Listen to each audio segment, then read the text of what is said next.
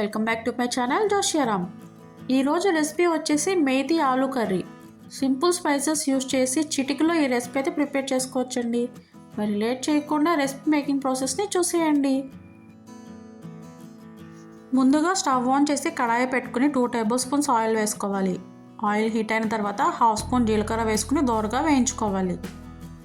Next ఒక పెద్ద size onion cut చేసుకుని వేసుకోవాలి. ఒకసారి మిక్స్ చేసుకుందాం. మనందరికీ తెలిసిన విషయమే అండి, ఉప్పు వేసుకుంటే ఆనియన్ అనేది త్వరగా కుక్ అవుతుంది.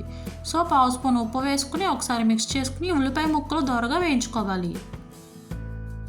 చూడండి, ఆనియన్ అనేది ఇలా రంగు మారేంత వరకు ఫ్రై చేసుకోవాలి. నెక్స్ట్ 2 పెద్ద బంగాళదుంపలు తీసుకుని మీడియం సైజులో కట్ చేసుకుని వేసుకోవాలి.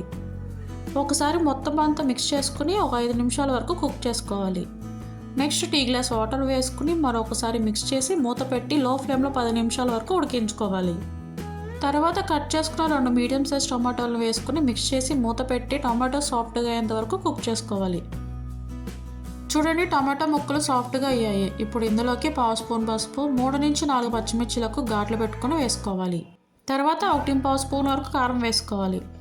ఇప్పుడు మనం వేసుకున్న పసుపు అలాగే కారం అనేది బంగాళదుంప ముక్కలకు పట్టేలాగా బాగా మిక్స్ చేసుకోవాలి. ఇప్పుడు ఒక గ్లాస్ వరకు వాటర్ని వేసి మూత పెట్టి ఒక 10 నిమిషాలు మీడియం ఫ్లేమ్లో కుక్ చేసుకోవాలి.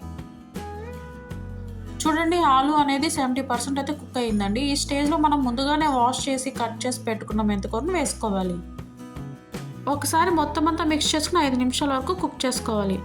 ఇప్పుడు రుచికి తగినంత ఉప్పు వేసుకుని మరొకసారి కలుపుకొని మూత పెట్టి లో ఫ్లేమ్లో 15 నిమిషాల వరకు ఉడికించుకోవాలి. అంతే అండి, ఎంతో సింపుల్గా చేసుకునే ఆలు మేథీ కర్రీ రెడీ. దీనిని మీరు చపాతీ కానీ అన్నంలోకి కానీ దేనిలో కాంబినేషన్గా తిన్నా సరే సూపర్ టేస్టీగా ఉంటుంది. ఈ రెసిపీ మీరు కూడా ఒకసారి ట్రై చేసి చూడండి, తప్పకుండా నచ్చుతుంది. మరొక టేస్టీ రెసిపీతో మళ్ళీ కలుద్దాం. అంతవరకు సెలవు.